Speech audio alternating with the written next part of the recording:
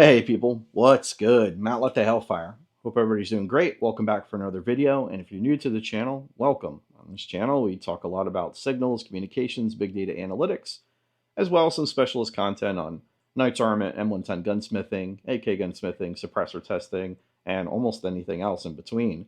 So if this or any of that interests you, I invite you to stick around and hopefully earn your subscription by the end. And to everybody else, including you, continue to like the video. It'll help the channel grow and it'll help fine tune your algorithm. Some stuff like this is recommended to you.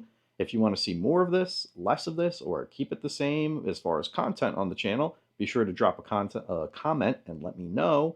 And finally, if you think that anybody else would find this useful, amusing, entertaining, educational, or otherwise, please share the video with them. And if you want to support the work on the channel, you could leave like a super thanks or whatever.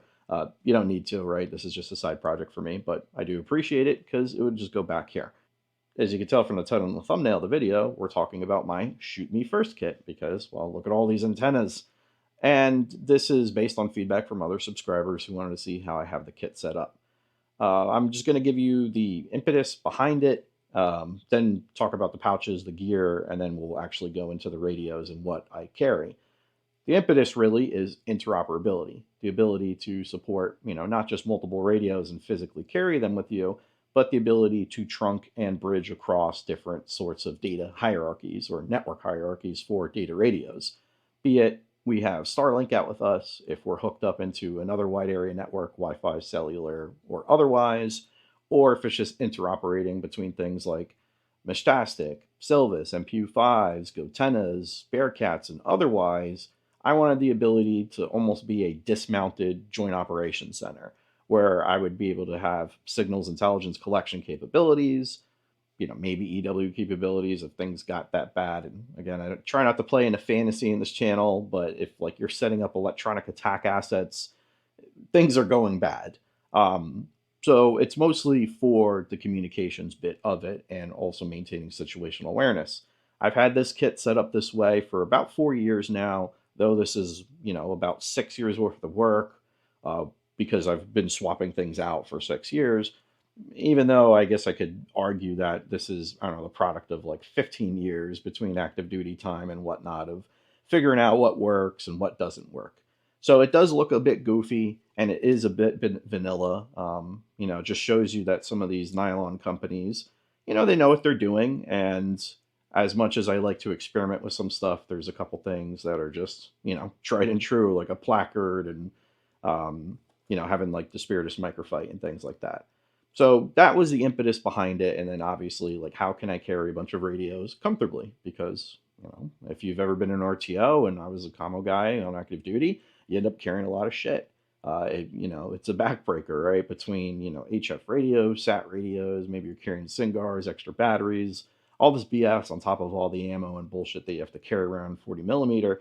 You're really hurting. It's really sucking. So it's like, well, is there a more efficient, better way to do that? But also, I don't get paid to wear body armor anymore, so I don't need to worry about carrying all that extra crap with me, though I often do.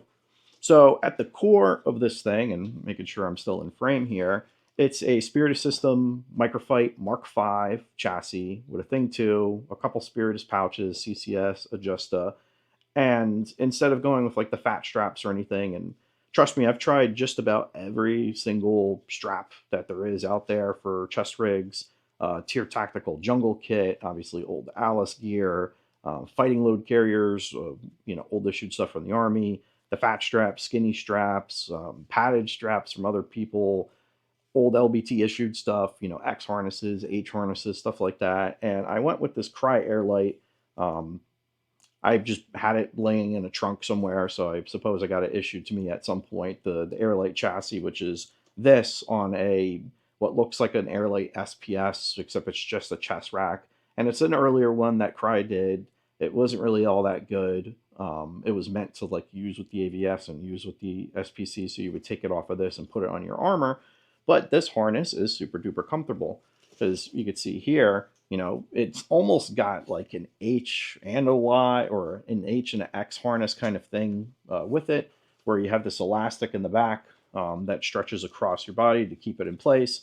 Obviously, the front here goes on the chassis, but over the top, it really does well to distribute that load across your upper back, across your chaps, your lats, whatever.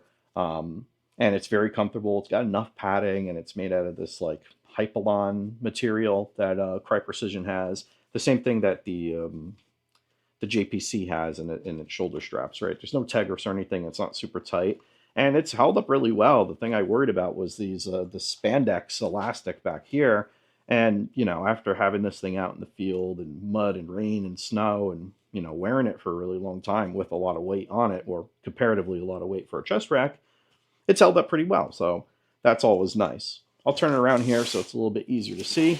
So like I said, it's a Spirit System Mark V. You can see that in the back. I don't have like any of the elastics looped through it. It's interfaced with a Spirit Systems Thing 2, which gives you Tegris wings on each side that have 3 PALS columns, and then also they have these integrated radio pouches in the back. That said, these are meant for military-sized radios, or at least thicker radios like P25. So if you had like an E.F. Johnson 5100, an APX, maybe one of the DTRs, not an XPR, or just any other thicker radio, maybe like a Kenwood 8K or something like that, it should fill up here nicely. But even this Silvus radio floats around in here, and the Hytera radio is skinny on both dimensions, right? And it floats around here even with the PTT. I've never had anything like fall out unless I'm re-indexing it and pushing it through the side here. But other than that, it stays in there. It just moves around a little bit. But if it's snug to your body, it's not too bad. I've tried some things to keep it from moving around, but I've always just, kept it like this for the most part. So that's the thing too. And then on the front, you already saw what pouches I had there. I'll turn it back around in a second. And then this is a old Mark II or Mark III dangler, I forget. And then this is one of Spirit Systems' more unknown things. This is like their hook Velcro. So I put it in between the dangler and the Thing 2. So this is good if you had heavy mitts that you were wearing, or if you just had shooting gloves, or a Chemlite bouquet, or really whatever you wanted to. You could tuck it behind here, and it hangs out behind the dangler. So if they're gloves or whatnot, they're not going to get like exposed to the elements if it's raining or something like that. As far as the dangler, I really don't put any commo or any related stuff in there. I'll just keep a med kit. I think everybody should have medical. You're more likely to need to use medical than you're going to need to use your weapon in self-defense. Only carry stuff that you're trained for, obviously. And if you're not, I think taking a stop the bleed course, maybe a tactical medicine course if you could vet it enough, and it's not guys trying to make you stick mud in each other in the field, but Curlix or Quick Clot, some Z-Fold, some Coban, some other just random gauze, boo-boo kit stuff, and then maybe if you want a 28 French MPA, just in case somebody in your group knows how to use it, you should, just like you have a dedicated commo and signals dude, you should have a dedicated medic in your group, and everybody should be at least trained up. But I digress. I think everybody knows that, so I'm not going to beat it up any longer. The one thing I will say is that configuration-wise, this changes a lot. And there's a bad habit, I think, in industry and just with people in general, that it's like, oh, I need to set it and forget it, or have multiples of one thing. Look, the whole PAL system, like Molly webbing, was invented to give you the flexibility to move stuff around. I think that's a given. But you see too much like, oh, this is my main squeeze, be-all, end-all kit, and it makes sacrifices in some areas. The way this is set up is just for observation. This is how, well, I wouldn't wear all the radios, but this is more or less how it would look like during hunting season. Obviously, instead of 5.56, I'd have AICS mags in here. Maybe I'd download a couple things. I wouldn't take nearly as many radio. Well, actually, yeah, I would just leave the Silvus and the SDR at home. But, that's for the water bottle. This is an old issued outdoor research Nalgene thing. Why it's an AR2, don't ask. But it'll keep a 1 liter Nalgene bottle nice and cool with some ice in it, and it's nice and convenient. However, if you try to shoot with this thing, at least for me, it sticks out far enough that it messes up my reload draw on my mags, but it doesn't stick out far enough that I could rest my weak side elbow on it if I wanted to take nice controlled standing shots. It's just really bulky in the way, but if I'm sitting my ass in a field somewhere freezing, it's nice to have, the water on tap, so I'm not moving around all that much. And then right next to this is a old Bees Combat, well, not that old, but a Bees Combat Systems tourniquet pouch, because, well, you should always have 2 tourniquets on you, I think, or more, right? But if you have to use all that, you're probably in a bad way. Laser cut molly, nothing too crazy, and it even has a slot in the back to carry seatbelt cutters or shears, and sometimes I do that. And it's out of the way enough, right? On the front, again, Mark V. This is with the Spirit System CCS that matches with the Mark V. This started its life as a Microfight Mark IV, and the way that you configured the Microfight Mark IV was same thing, inserts, your 3 primary mags in the back, or 2 if it was 308, or 5 if it was a subgun.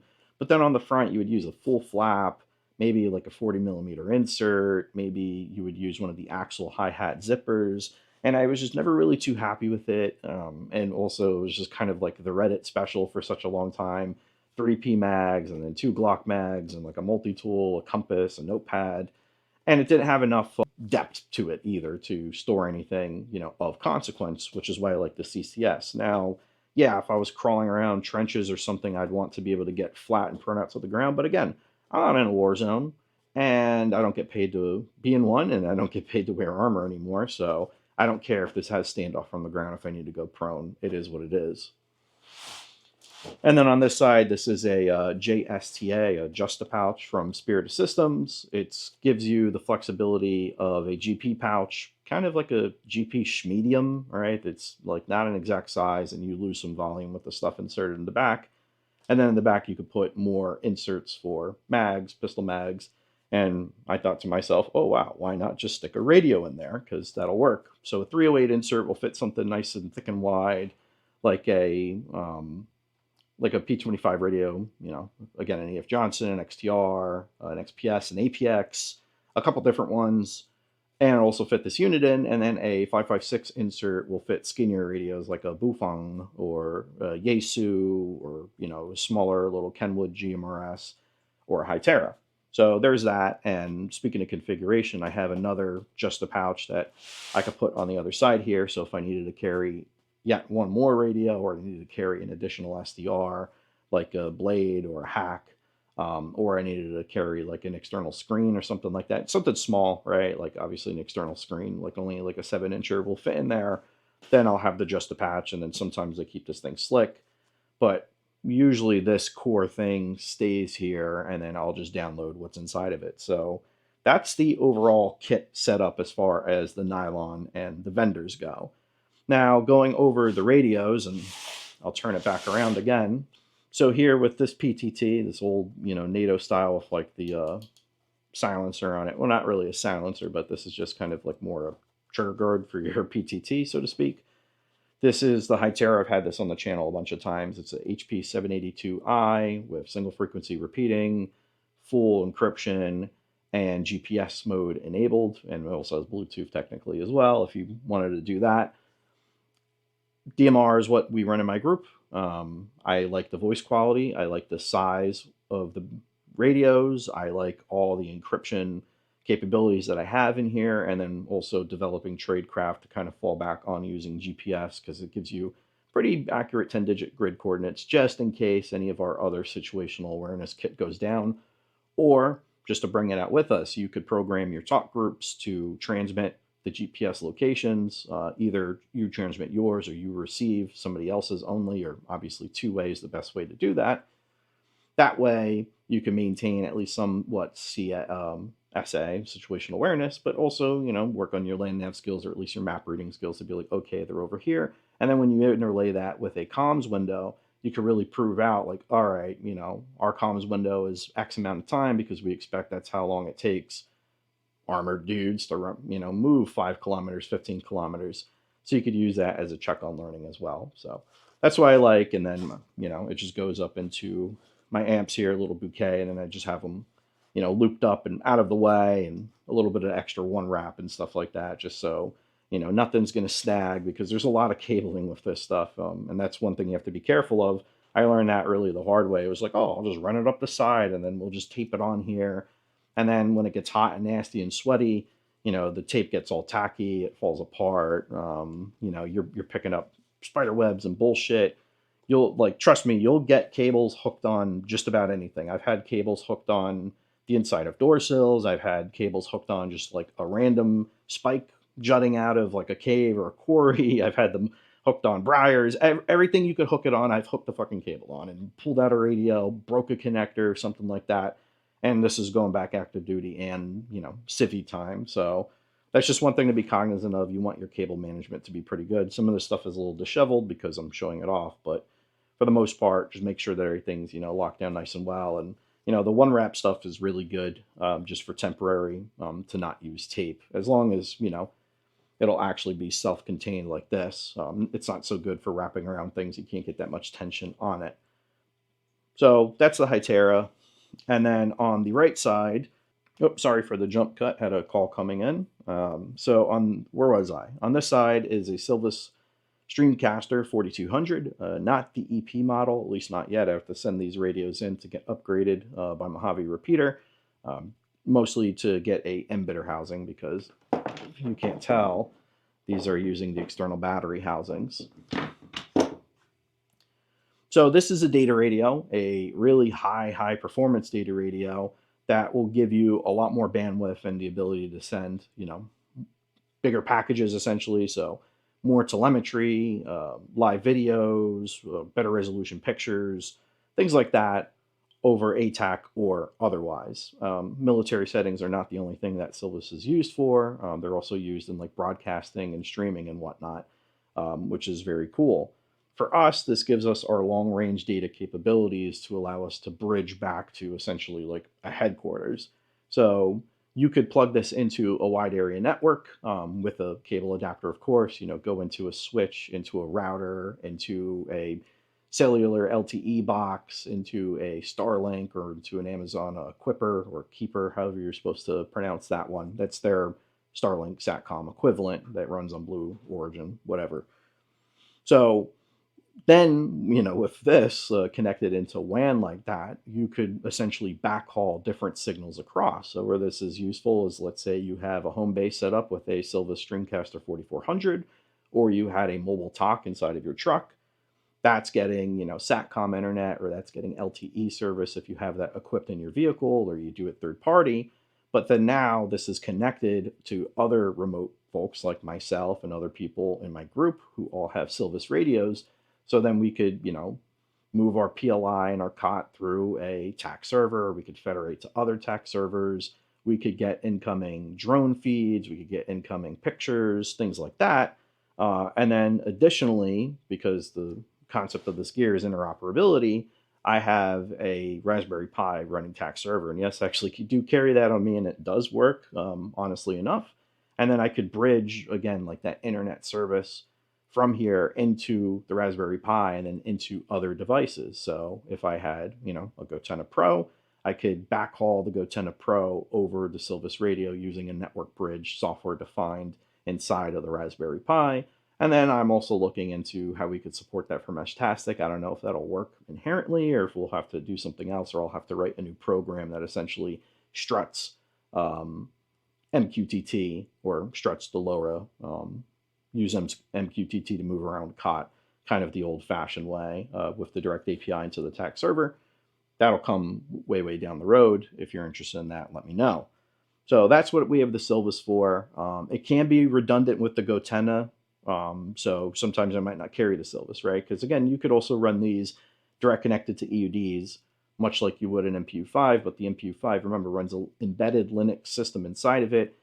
It just has the side effect of having that 3x3 MIMO. Wave relay is what they call their waveform, which is essentially just 802.11. There's a lot of similarities between wave relay and MN MIMO, but I believe that Silvus is the superior product, and, well, Persistent Systems has superior marketing, and, I guess 3 is better than 2 in certain cases, but trust me, if I thought otherwise, or if I knew otherwise, I'd be running an MPU5 here instead. So that's a Silvus radio. But again, if you're not like backhauling, to SAT, to other terrestrial locations, or you're not supporting really long-ranged groups, let's say you have a line of contact, so to speak, in Minecraft that's 40 kilometers long, and then at 40, 20, and 0, you have folks with these Silvus radios. That should give you range, but then everybody in the team has a GoTenna. And the big thing was like, well, I need a GoTenna as well as the Silvus to be able to get my intra-team PLI on the GoTenna, and then our inter-team or inter-organization on the Silvus.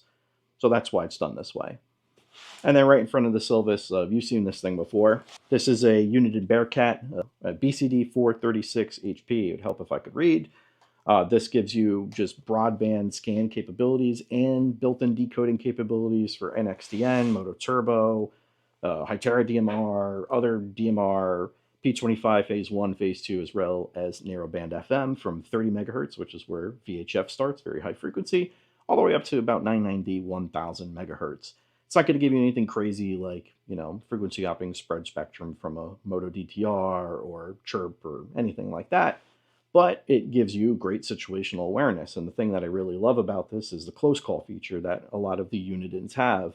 And as you can tell, it's like if something comes in from close or there's a very high power transmission, whatever your scan list is, it'll interrupt that and immediately go to it. Now, the first time you boot this up, and depending where you're at, if you're near federal maintained repeaters or if you're near FM radio stations, they're going to override it. So you just hit the avoid button and then that'll lock those out during the duration that you have the scanner on.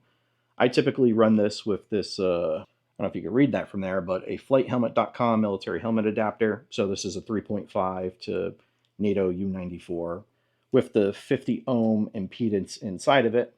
And that's so I could listen to it in my amps. Now, if whatever I'm doing necessitates that I support two different bands like VHF and UHF, because the Hytera unfortunately doesn't support VHF natively, at least not this model. It's UHF only, or if I had to go to a different UHF band, like in the 350s or something, because this is 350 to 470, but let's say I had to go to 500 or, go to 300 or something like that. Whatever the reason is, or if I had to carry a different waveform, a different digital radio, P25 or something like that, then I wouldn't run this direct into the amps. I would have two PTTs or a dual PTT, and then I would also run this, or I would, have a dual PTT with, let's say radio over IP on the Silvis, and it's supporting two channels, and then I had a P25 or a just regular analog radio.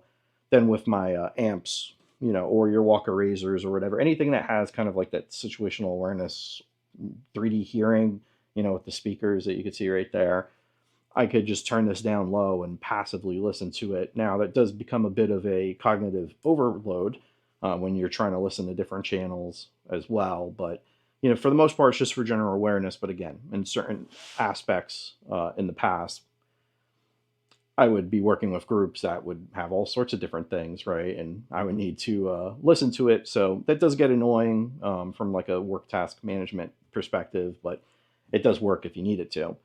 GoTenna Pro, don't really need to say anything. Video up on the top right if you want to see my Yapaholic session about the GoTenna Pro, but this is more for low probability of intercept, low probability of detection, intra-team comms. You can get ranges up to 5 kilometers. You get ranges up to 96 kilometers if you have aerial retrans capabilities, but having a drone is its own logistical and electronic warfare nightmare, so to speak. So, but you could still get decent distance along with it. And then, it also has enough bandwidth to send low resolution pictures, routes with X amount of points in it, and a couple different COT objects within TAC. So that's neat. And then the last thing, RTL SDR. This is an old terminal armament holster holder thingy. This is not weather resistant, so if it starts raining, then put the shit in your bag or take it away, put it back in the CCS pouch or something. It has a little tilty whip antenna from Newlec for 1090 because this is meant for ADS-B tracking and monitoring, but I could have this thing reconfigured. And I neglected to mention that before on the Microfight. I do like that it has a PALS column on either side. So this is an old Mystery Ranch holster holder thing for the GoTenna, and it has a tether point that you could put a small carabiner or just tie some 550 here if you needed to make sure that this thing was retained, but I'm just showing it off, so it doesn't really matter. And then this retains itself. Again, this like little injected molded piece, but you could run different things here as well. And that's my like kind of default SIGINT collection mode that I work on. Now, if I'm just going in the field to collect samples from far field, let's say I saw something interesting and then threw it up on the directional and it remained interesting and I wanted to go and see it, I would travel, wherever I can, or maybe just even sit in the car, just have the gear kind of laid out in the back just so you don't look obvious sitting around a fucking park with all this kit on, because again, this is shoot me first kit. Look at all the antennas here. This looks very suspicious and it looks scary to people who don't know what they're looking at either. So this could be reconfigured, but it's nice having the direct option on here. And, there was times working with other organizations in the past where, tracking rotary and fixed wing aircraft, be it for disaster response, search and rescue, or whatever, was well beneficial. And since we're already using TAC, using ADSB to COT, or I'm working on my own version of that, along with a rewrite of dump 1090. That way, it's a lot lighter weight. It could support tracking up to 150 different aircraft and drones and whatnot on TAC. And then again, with the Silvis, you could support the higher bandwidth. So now those COT objects are able to be propagated across. And let's say you had another remote site that had a Silvis and had an TAC server and you were federating, or it was able to send the dump 1090 port 3000, I believe the TCP Beast is on. So you could actually, using the Silvises, because again, these are just radio connected network hubs. They have their own IP addresses. You could send this, you could send remote sensor data across the Silvis network. So if you had ADSB or AIS or, IMSI catchers or ODID catchers or RID sensors, aeroscope, things like that, you could send all the telemetry to and from across different areas along your, quote unquote, line of contact. So there's that. All right, so now let's stop talking bullshit and get into what I actually have in this stuff. So in the top here will usually be chem lights or a snack or a life straw, some other filter, maybe an extra cordage. It really depends what I'm doing and whom I'm doing it with. The takeaway here isn't to say like you must set your kit up this way. This is pretty stupid. Look at it, but it works, so it's not that stupid. This is just why I set it up. Inside the pouch, Right in the Rain with a Right in the Rain pen, I guess they call it, right? So if you hear something interesting on the unit in close call, you hear something on another scanner, you see an interesting tail number from your dump 1090, or somebody tells you something important and you need to write it down, well, you write it down.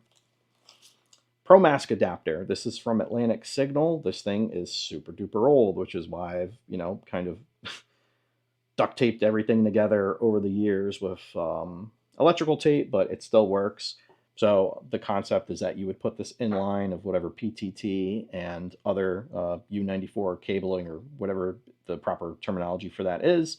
And then the front of it goes into your ProMask. So that's another thing with kit. You want to make sure that you could support it in all potential scenarios you would need it to. I'm not saying that everybody lives in a CBRN environment, but let's say somebody goes missing because they're an urban explorer and they're on a run into a sanitarium or to an old mall that's filled with heavy metals and arsenic and mold and nasty shit in the air because, well, it's been abandoned for 50, 60, 70 years.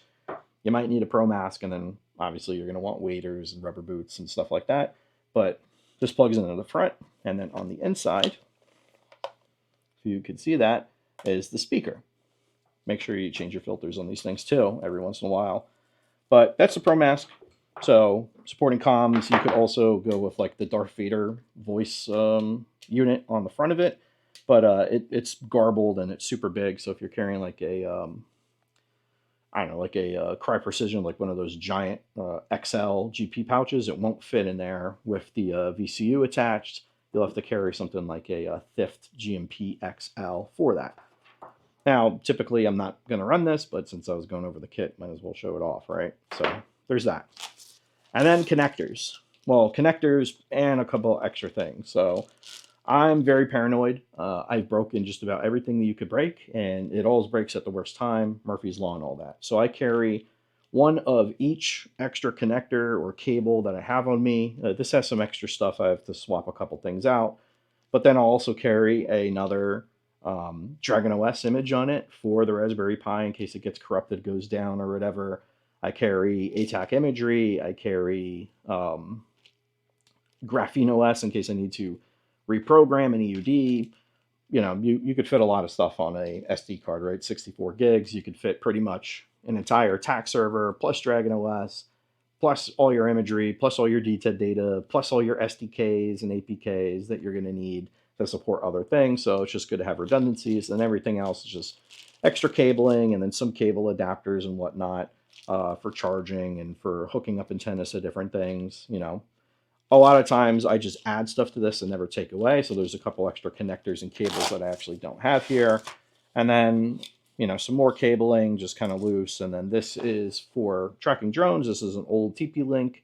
I believe this is only the 2.4 gigahertz, so this would be for Bluetooth Low Energy, Bluetooth regular, I suppose, and 2.4 gigahertz ISM band.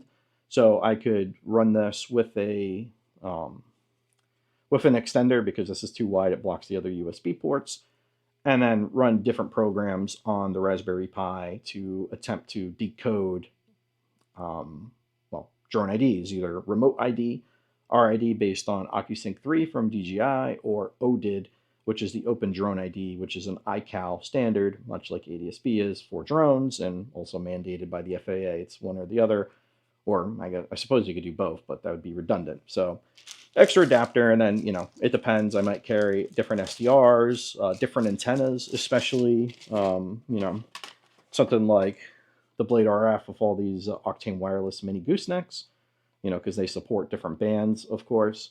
So again, it really depends what I'm doing. If I want to have like a specific high gain, a narrow band antenna or whatnot, I might carry some extra stuff in there. So the other side, water bottle, tourniquet, you already saw that.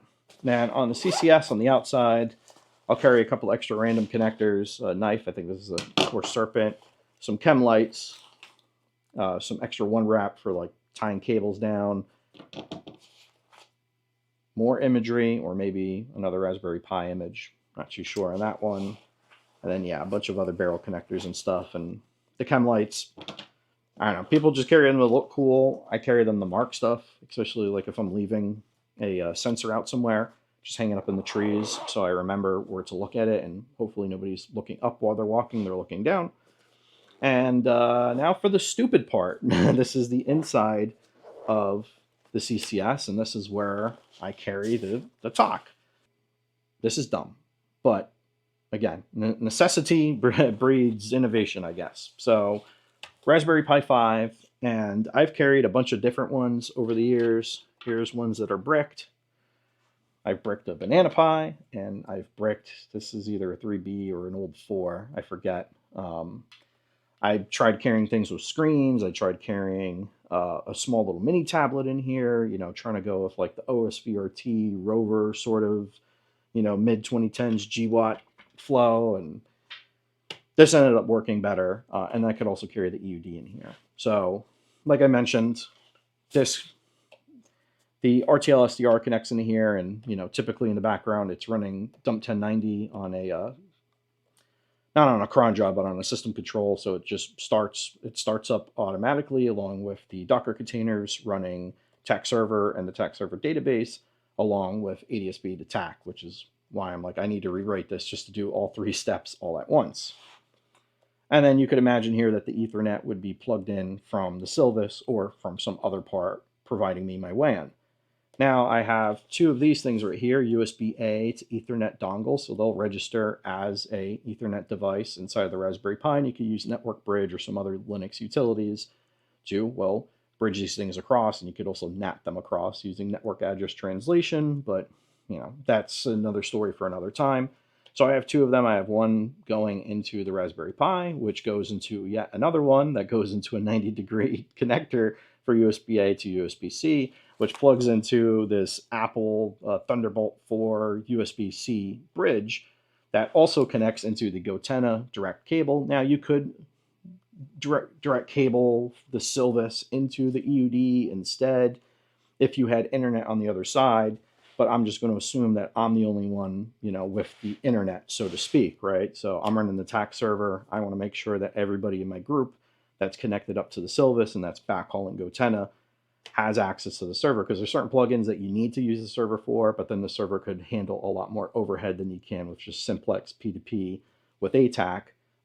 So that way, if somebody bricks their EUD or gets bumped off the network or something like that, everything is preserved on the server. Theoretically, it doesn't always work out that way. The server can go down, and it's a lot harder to know in the field because, I'm just running this thing with me. So that's why I have this goofy thing set up with that bridge over there. And again, you could go Silvus direct into NetWarrior, which goes into the EUD or into the bridge. You could run an additional SDR into the bridge for the phone if you had SDR Angel or something on your EUD. But that's just how I have it set up. The only thing missing in here is a bigger battery pack. I have one of those higher end. It's a 22,500 milliamp hour that outputs, I think 3 to 7 to 4.2 amps, whatever you need to run the Raspberry Pi without it yelling at you for low voltage or low amperage. And then these extra battery bricks, I'll carry a couple of them on me. They're nice and light. They're 5,000 or 7,500 milliamp hours, so you could use it to top up that battery running off of a single 22,500 pack.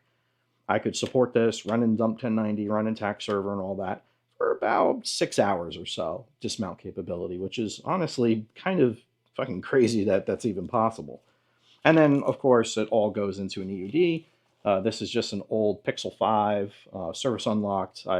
Everybody in my group, I have them either bring me a Pixel or I buy them one, and we run Graphene OS because it's the only privacy-centric ROM out there that'll allow you to lock the bootloader back up. It's super lightweight. It gets rid of all the advertising, adware, spyware bullshit, which is good from a privacy perspective, but it's also good from a memory consumption perspective because ATAC is pretty hungry. If you run it over time, it will crash because it uses Java Virtual Machine in it, and garbage collection, heat management, whatever, it'll crash. So the less overhead you have running for memory on here, the less signals that'll be output. To go a step further, especially if you'll never use these for LTE, you don't want to connect them anywhere, and you don't want to get your GPS data off of the EUD. You could desolder the boards and remove the radios off of them. I haven't taken that step forward. I want to, and I want to see if the phone will brick itself or not, because maybe not in graphene mode. I need to do more testing there, but when you get into cellular testing, legally, it's a lot of a gray area. But anyway, your regular cell phone, even on airplane mode, will continue to connect to cell phone towers around you. And with that, it brings its IMEI number. It's International Mobile Entity Identifier. And that's how people could ping you on the cell phone towers and know where you're at. So unless you're carrying a Faraday cage, and a really, really good one, and having the phone powered off, and even some phones, when powered off, will continue to do that. They will passively connect, allegedly. Now, there's thousands of cell phones out there, so who's to say that not all of them do the same thing, but just assume that it's always listening to you, right? So graphene does help with that, but again, I don't know how much trust I have in graphene being able to override the hardware in here.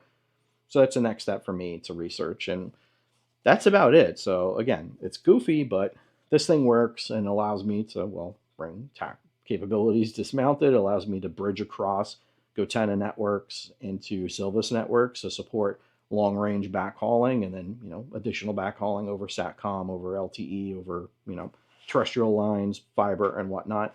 So that's that. There's really nothing else much to say about this. It does get heavy with all the batteries on it. People do look at you weird, but again, shoot me first kit. It's got all the antennas. It looks even crazier if I run an additional radio on here instead of this big ugly thing. And yeah, I just, the takeaways for you are you should go out and train with your kit, and you should try to figure out what works for you and works for your group.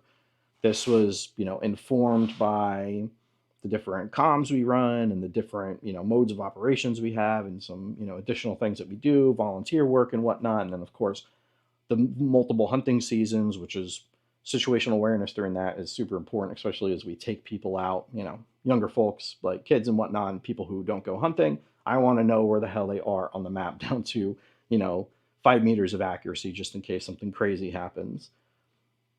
So you should just experiment. If it looks goofy, who cares? If it works, and, just know that you can reconfigure stuff. You don't have to dead set and forget it.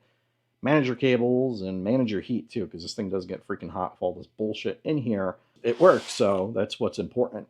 And you wanted to see it. You made me do this. Don't forget about that. But as always, folks, this stuff is fun, but it's not a be-all, end-all. Things aren't as bad as they seem. So if you're going through a bad time, make sure you reach out and talk to somebody. And you could reach out and talk to me, too. Because if you let that shit consume you, it'll lead you down a dark path. And I know exactly what that's like. Spend time with family, spend time with friends, if you have any. I know that sounds bad, and if you don't have any, go and make some. Go make some on the range, and maybe start your own training group and meet other people who are like-minded. Or, I don't know, I guess just talk to me in the YouTube comments, I guess. That's fine. Eat more steaks, lift more weights, be safe, be well, and I'll see you on the next one. Mount Lethe Hellfire.